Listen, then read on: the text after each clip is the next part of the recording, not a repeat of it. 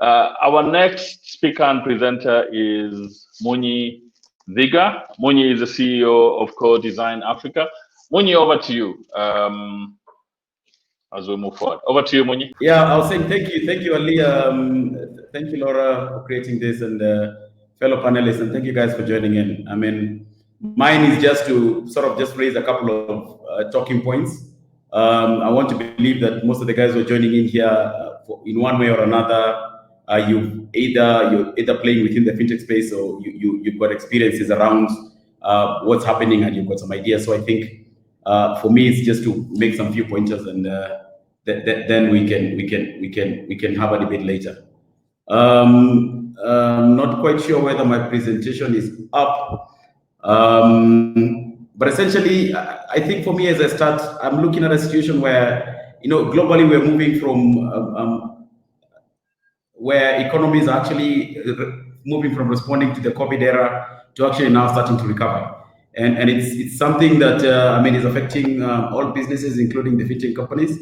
And within this time, we are seeing a situation where fintech companies are sort of, grappling with the idea of, do we then, increase capacity? Do we release capacity? Do we maintain sort of an operational structure that sustains the growth in volumes that have been brought by the fact that most people have moved actually into the digital space?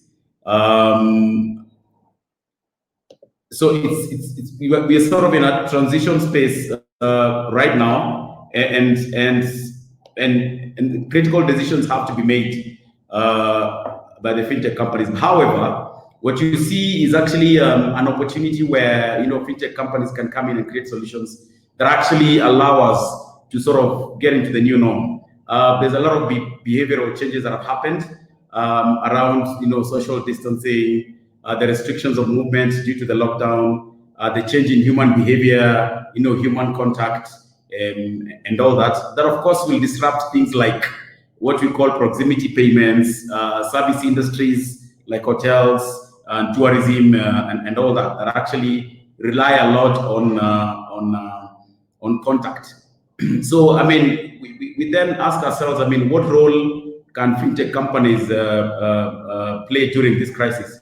I see a couple of things here. Number one, by creating a network and reach, essentially channels that allow people to connect to services. This is something as basic as your USSD and app mobile banking that allows you to transact remotely. Something else I'm seeing is we try and see how can we increase the velocity of money. Now that we're not able to go into the marketplace, we're not able to do our banking, we're not able to transact like the way we used to. It therefore means that we need to see faster, transactions, higher velocity of money, so that in areas of cash in, cash out, we need to see how we can be able to close that loop in how money gets into an ecosystem and gets out. Things like cross-border payments, both for peer-to-peer and business-to-business. How are we able to continue transacting across border with the restrictions on movements that are happening? How can fintechs then help in that sense? Issues around the government supporting the vulnerable. How do we enumerate people who actually clearly deserve of government support in terms of stipends, in terms of funding and things like that? How can we be able to map a society, a group, or a people, and ensure that we're able electronically to be able to reach these people for disbursements and things like that? And of course, the issue around micro lending for individuals and businesses. We all know, there's a gap of around $9 billion within the SME space in terms of working capital financing. How can we be able then to sort of map out that space and be able to drive micro lending for individuals and small businesses? Digitization of services, obviously, like I spoke about proximity payments. Right now, there is social distancing. So how are you able still to continue serving people while still observing the new rules that we have to go by? We look at service industries like restaurants, hotel, travel, and tourism. We are seeing what NTSA is trying to do in the matatu industry. How can fintechs then help give solutions where people still are able to travel but are able to transact safely? And we've got the value chain systems, distribution. This covers probably things like FMCG, agriculture, distribution of inputs and collection of inputs. How are you able to sort of map out that whole value chain so that you're able to sort of connect the flow of information and flow of money so that it is efficient and all these goods and services and payments are delivered effectively? I see a huge opportunity there as well within the fintech space. There are a couple of challenges as well that the fintech companies are going through. According to CBA Insights, there's been sort of a downward trend in terms of the amount of funding globally that is coming into the fintech space.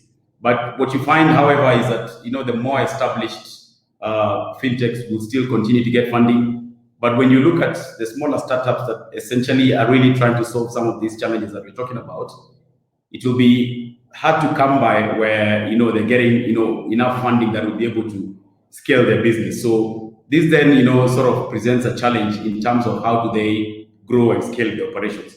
We also see a regulation and a policy challenge.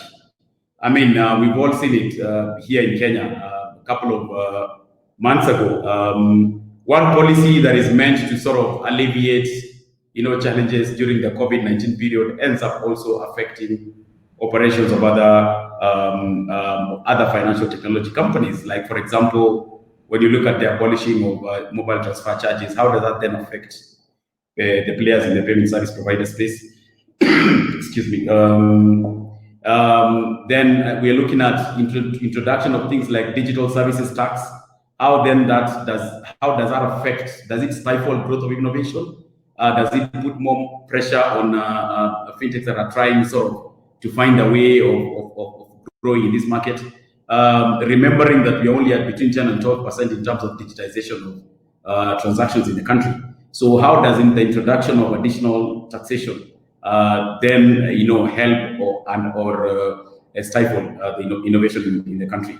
Also, internal competition of resources. Like I mentioned, as a fintech, what do you focus on? Do you focus on creating resilience that supports the increase in growth of transactions, or do you then expand the business so that you're able to support probably a bigger geography or a bigger demographic or across border? These are the things that probably fintechs need to look at internally, and of course externally. What I have seen through my experience is that there's a lot of competition for very few resources in terms of, for example, software engineering capacity, data analysts, business analysts, AI professionals, cybersecurity professionals. There's a huge competition for those resources. And what you see is that the established businesses in the market are able to prize some of this talent from the fintech companies, and then it becomes quite a challenge for the fintech companies that are not able to maintain hold of the staff. Finally, also is the economic situation they're not favorable. Looking at people cutting down on spending, people are not moving a lot, as it were. Fintechs are here trying to launch new products into the market. Like I mentioned in my introduction summary, the growth projections that have been looked at earlier right now have been disrupted, therefore it becomes difficult really for them to grow. So the economic conditions in themselves are not favorable for capital expenditure, in the sense that the big businesses are cutting down on the budgets. And therefore, in terms of fintech collaborating, for example, with banks, you find that they sort of put a hold on how much they would like to spend in terms of deploying new architecture, deploying new systems, and all that. And I'll speak to it in terms of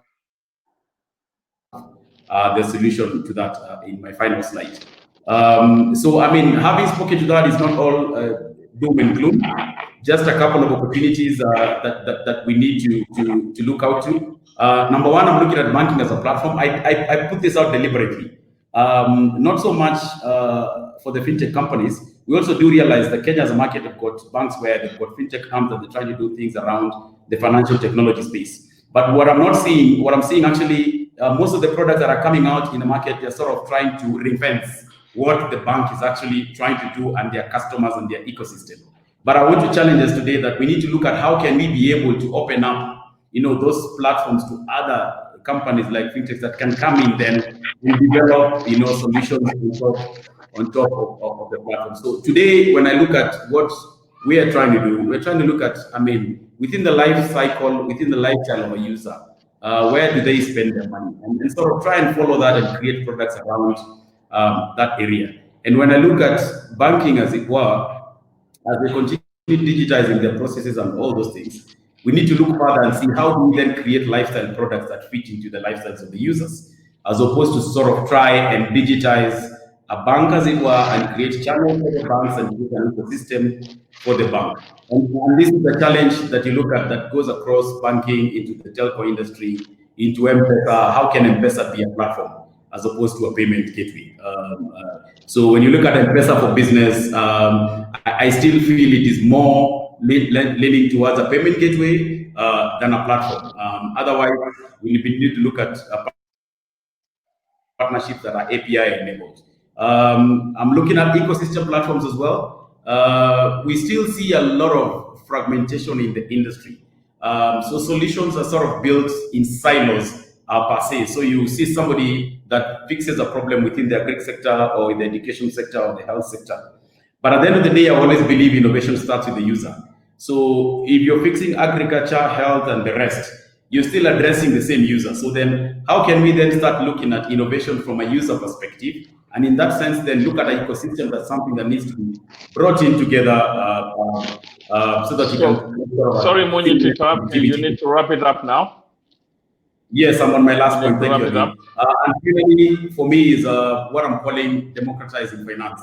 At the end of the day, once we have platforms and ecosystems that are interlinked, what starts happening is there's a lot of emergence of data, and Kamal was talked about this, new data sets, new data forms, new data sources, that allows fintechs then to now start creating new products, for example, in micro lending, and now start introducing lending that is API-based. And in this sense, then, what I'm seeing then is with democratized finance, it doesn't matter where the funding comes from, as long as the decisioning within this platform is done well.